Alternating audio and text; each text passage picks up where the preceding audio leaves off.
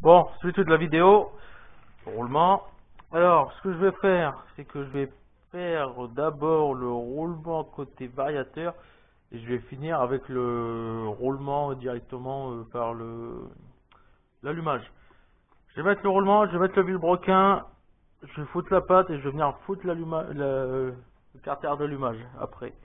Tu vois, à une époque, j'aurais acheté ça, j'aurais fait tu vois, je l'aurais mis sur un forum. Je l'aurais revendu, j'aurais dit voilà, roulement de transmission telle marque, variateur mal aussi, embrayage Poligny, tu vois, roulement de Vilebrequin, top performance. Non, pas du tout, pas du tout. C'est des roulements SKF, c'est marqué ici, voilà. Donc c'est juste des roulements SKF. En gros, Top Performance a racheté des roulements SKS, voilà, a acheté des roulements SKF et les a emballés sous son nom pour dire roulement Top Performance parce que Top Performance te conseille de prendre ces roulements là parce qu'il trouve que c'est une meilleure qualité. Voilà, ce n'est juste ça. Ce n'est pas des roulements Top Performance. Alors, quand je vois des gens marquer ouais, roulement Vilo renforcé Poligny, Stage 6, mal aussi, non, rien du tout. C'est juste des roulements soit SKF, soit une autre marque. Voilà. Donc il faut penser à arrêter les conneries. Hein. Donc écriture du roulement intérieur. Pourquoi? Parce que là il y a une cage, il y a un joint. Voilà. Là tu as un joint. Et ici t'as pas de joint, tu as juste de la graisse.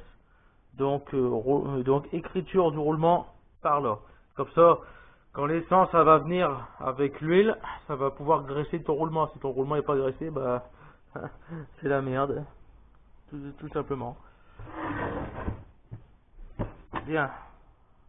Donc ce qu'il faut que je regarde aussi, c'est le joint. Parce que comme j'ai pas fait beaucoup, voire en gros c'est le premier, vu que c'est le premier scooter Malus avec moteur Minarelli. Avec Minarelli, j'en ai pas fait, donc je ne sais pas vraiment le joint SPI où il va.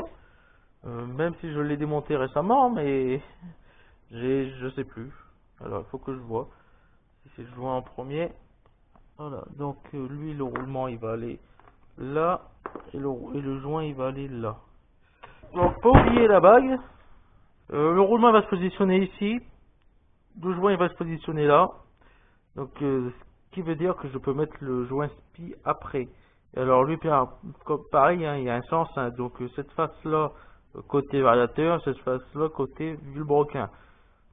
Voilà, comme ça il y a de l'huile qui pourra se déposer ici et pourra toujours lubrifier le roulement. De toute façon là il y a une gorge qui est ici.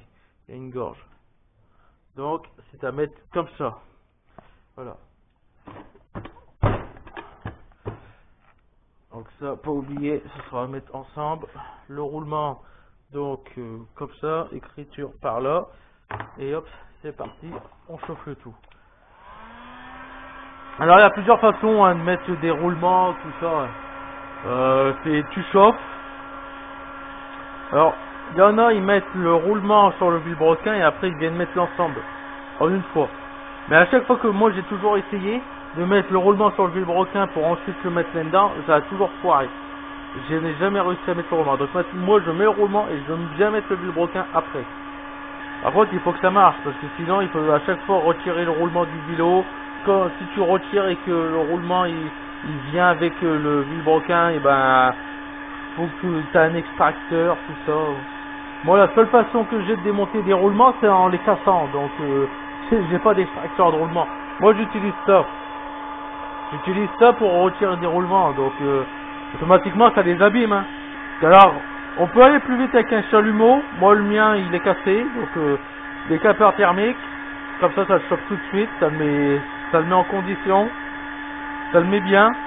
Là il faut attendre. Si c'est pas assez chauffé, tu vas venir présenter ton roulement et qu'il reste bloqué dedans, bah c'est mort. Enfin, ça c'est mort. Ça va. Tu pourras toujours le mettre après avec une douille.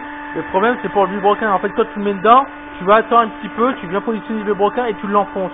Parce que la chaleur répartie sur ton carter va se dissiper dans ton roulement. Donc automatiquement ça va faire dilater le métal. Et après, bah lui, bah tu viens l'emboîter dedans.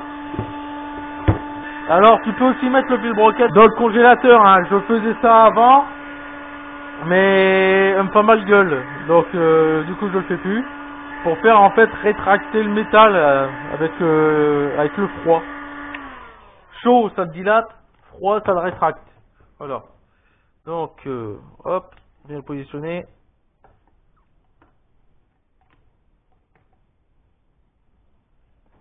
Donc bon, on va prendre une douille. Hop, en un coup c'est rentré. Comme dans une bonne femme. Une fois que tu as mis le premier coup, ça rentre tout seul après.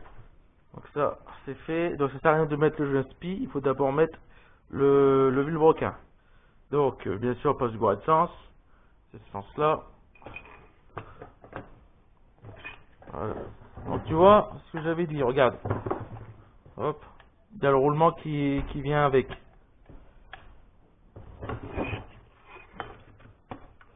Impeccable, c'est rentré tout seul.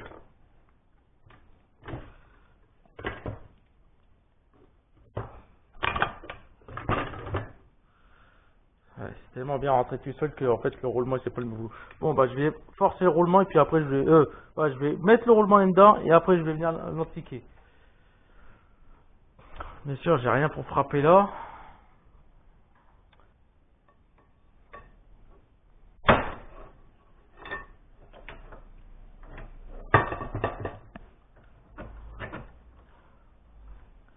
Hop, encore un petit coup.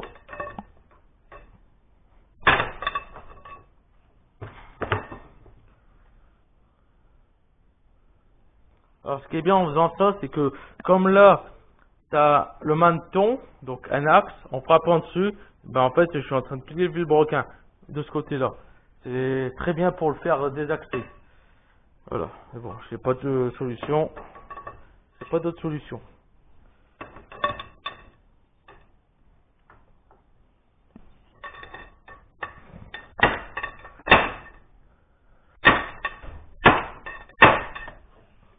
Voilà, ça y est. Je tape bien le fond, je suis embuté. Toujours, comme dans une bonne femme, c'est que c'est bon, on est au bout. Voilà. Ça.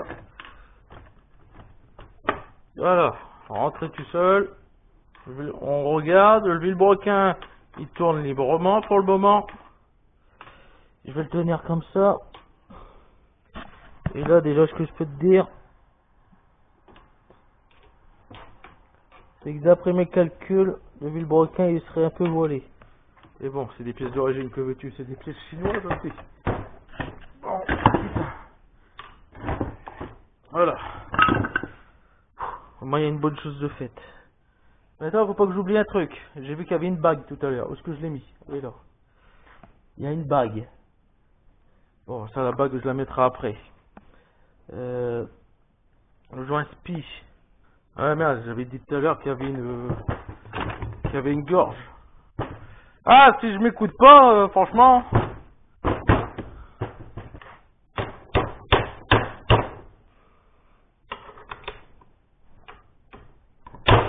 Merde. C'est trop appuyé.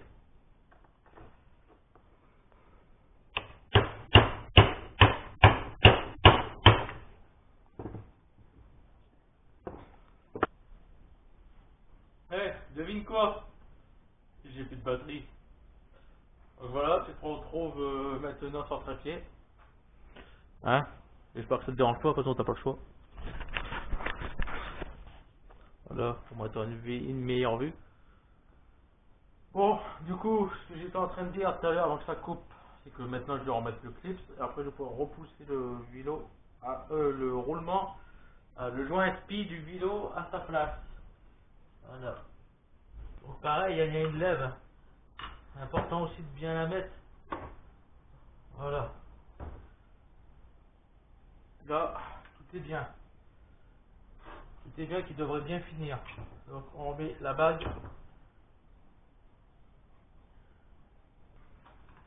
Allez, maintenant on va passer à la pâte à joint. Alors j'ai jamais mis de la pâte à joint sur les carters, j'ai toujours mis que des joints. Donc je sais pas ce que ça va donner, hein. Je vous le dis tout de suite.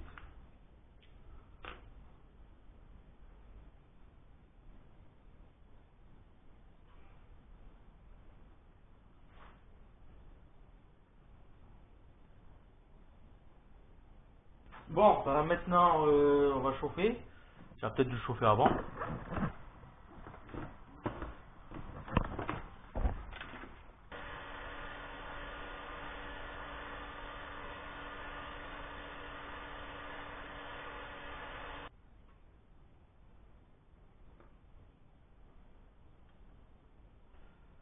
Bon, bah maintenant, est-ce que tu es toujours là? Bien, voilà. Comme tu as pu voir, là c'est remis. J'étais emmerdé avec ça. Bah, du coup j'ai dû le pousser, hein. Bah, maintenant là c'est emboîté. J'ai plus à le serrer, quoi. On va passer au serrage. En espérant que ça a bien été remis la pâte. Parce que si moi ça marche pas cette pâte là, je redémonte et je fous un joint que je vais faire moi-même. Donc là, selon le constructeur, le carter doit être étanche. Voilà. Voilà. Je sais pas, mais moi j'ai pas confiance à ce genre de truc. Je préfère un joint et pas de la pâte. Et bon. Alors faire confiance. Alors, maintenant, très important, regardez si le vilebrequin il tourne correctement. Là il tourne. Voilà. Est-ce que tu te rappelles de la première vidéo où je tournais le vilebrequin et qu'il faisait clac clac? Ben là maintenant il tourne. Et en plus, il a l'air d'être déjà centré. Je vais taper quand même un peu. Pas besoin de faire des gros coups. Et là, ça tourne. Voilà. Là, le vilebrequin, il est centré, il tourne librement. Si je regarde avec la bielle, elle a l'air d'être au centre du plan de joint. Non, franchement, c'est très bien. Là, on est correct. Pas de problème particulier. Voilà. Bon, j'ai peut-être un peu trop abusé sur la pâte à joint, mais bon. Bon, maintenant, ce qu'on lui fait, bah, hop, son joint spi. Maintenant, je vais pouvoir le mettre. Toujours pareil, hein, à la main. Donc là, il y a un sens. De toute façon, là, tu peux pas te tromper. Tu ne peux pas te tromper. Et un truc que je viens de voir, c'est que j'ai oublié un truc. Ça, faut pas que je l'oublie. Ça, c'est, en gros, c'est l'axe pour la pompe à l'huile. Voilà. Dans tous les cas, il faut mettre le joint. Faut mettre le joint avant et l'axe après. Donc, ne vois-tu pas le beau résultat, hein, quand on y arrive?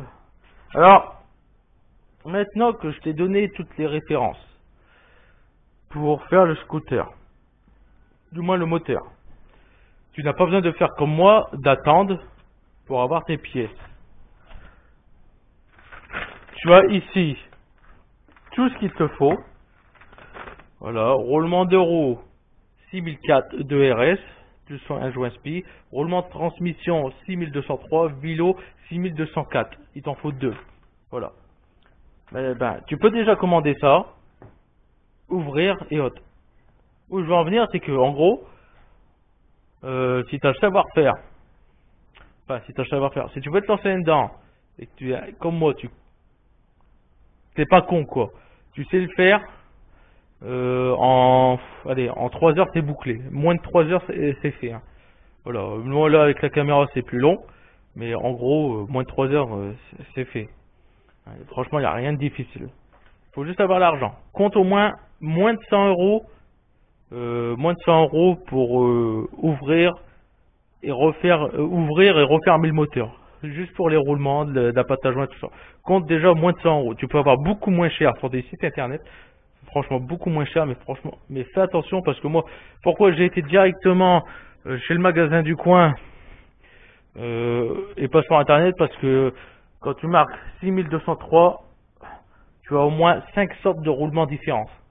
Au moins là j'y étais avec mes propres roulements et au moins j'étais tranquille. Donc là maintenant, là c'est fait. Il me reste plus que ça à remonter. Donc voilà, l'argot il va pour cette pièce là. Alors ça c'est ce qui entraîne la pompe à huile, du moins je crois. Parce que regarde, la pompe à huile, t'as un engrenage qui est là. Et là t'en as pas, t'as juste ça. Donc franchement je ne sais pas comment ça marche leur bordel, mais bon c'est comme ça. Donc moi il me reste plus qu'à remettre engrenage, pompe à huile que je vais bien nettoyer d'ailleurs. Ensuite allumage, volant magnétique, et déjà toute cette partie là elle sera faite. Voilà. Bon, on notera quand même que au niveau la pompe à huile Naruto, tu vois, on a beau dire que c'est chinois, c'est de la merde, tout ça, mais il y a des bonnes pièces. Hein. On notera quand même qu'ils ont mis une pompe Mikuni, voilà. On notera quand même que là, ils ont quand même mis de la bonne qualité sur la pompe. Hein. Je la retrouve d'ailleurs à un carburateur Mikuni pour ma 125. Donc, voilà. Donc après nettoyage, la pompe paraît neuve. Hein. Voilà, après nettoyage, voilà, d'origine, voilà à quoi ça ressemble, une pompe. Donc voilà, donc il me reste plus qu'à l'enfiler. Donc bon, là j'ai pas nettoyé, ça sert à rien, parce que de toute façon, je vais remettre de la graisse là. De la graisse de cardan de voiture. De toute façon, j'avais de la graisse, donc je vais remettre de la graisse de cardan de voiture. C'est la seule chose que je vais faire là. Donc je remets cette pompe. Mais d'ailleurs, il me semble que j'ai oublié des trucs avant. C'est ici, je suis pas sûr. Il me semble que j'ai oublié des trucs parce que je trouve qu'il y a un peu trop de pièces. Après, je sais qu'il n'y en a pas le démarreur, mais tu vois, par exemple, celle-ci, bon, celle-ci elle peut pas passer. Et voilà. Il me semblait que j'avais retiré plus de pièces que ça. Je ne suis pas sûr. Donc voilà comment ça se représente. Donc tu as deux vis. Hein. La pompe, elle, est fixée en dessous de cette roulette. Et quand tu fais tourner le moteur, voilà. Donc là, je maintiens pour pas que ça se barre. Regarde l'engrenage. Voilà. Tu vois la pompe qui tourne. C'est comme ça, en fait, que ça marche. Pompe mécanique. Voilà. Bien, bon bah, allumage remonté, entièrement nettoyé. J'ai remis de la graisse, du coup, on va dire moins polluante. C'est de la graisse qui est logiquement végétale que j'ai mis dedans, juste là derrière, comme à l'origine. Je sais pas c'était quoi comme graisse, mais j'ai mis cette graisse là pour pouvoir graisser le roulement l'engrenage de la pompe à huile. Voilà. Comme vous pouvez voir là maintenant, c'est entièrement propre. On revoit la couleur acier de la bobine. Voilà. Donc normalement on devrait avoir une meilleure étincelle. Là pareil, j'ai repoussé un peu, mais il faut que je vois, j'ai encore un peu d'émail. Parce que s'il y a ça qui touche le vent moteur, c'est court-circuit directement. Donc maintenant c'est beaucoup plus propre. Hein. Le scooter va pouvoir bien rouler correctement. J'ai nettoyé le volant magnétique. Voilà. Donc lui c'était que de la poussière, pas beaucoup de graisse, que de la poussière. Et il y a eu à avoir des cailloux parce que il est complètement griffé. Et je sais pas si tu vois, c'est griffé à l'intérieur. Bon, c'est pas ça qui va poser problème pour l'allumage. Donc la clavette est toujours là. Donc maintenant, hop, je le remets à sa place. Une fois que c'est remis à sa place, un petit coup de marteau. Oh, tiens. Voilà, c'est enfoncé. Et j'ai plus qu'à mettre son écrou. Qui doit être quelque part. Voilà. Donc le moteur est en train de bien prendre forme. Hein. Là, il tourne toujours librement. Là, c'est bizarre. Quand tu passes quand tu mets le volant magnétique, ça refait le même problème. En fait, ça tourne pas. Il y a exactement le même problème, la même dureté. Voilà. Tu vois, il y a exactement la même dureté. Là, hop. Là, il y a un point dur, ça tourne. C'est bizarre.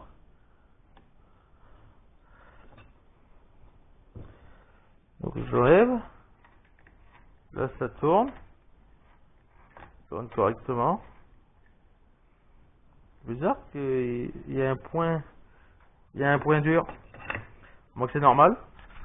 Moi j'ai jamais eu ça sur mes anciens véhicules.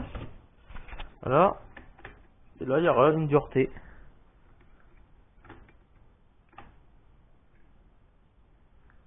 C'est bizarre quand même.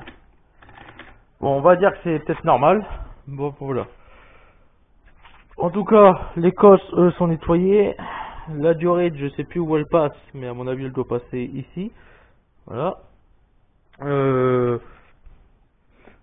Donc, il me restera, bah, de toute façon, cet écrou-là. Voilà, je le cherchais, mais il est là, en fait, l'écrou. Je serai après. Donc, ça, c'est remis. Ça, c'est remis. Tout ce qui est train arrière.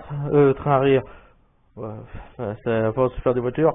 La transmission roue arrière, ça c'est réglé. Il me reste juste à voir le variateur, voilà, pour le mettre correctement. Puis bientôt le scooter roulera. Donc je t'invite à revenir si tu veux toujours voir la suite.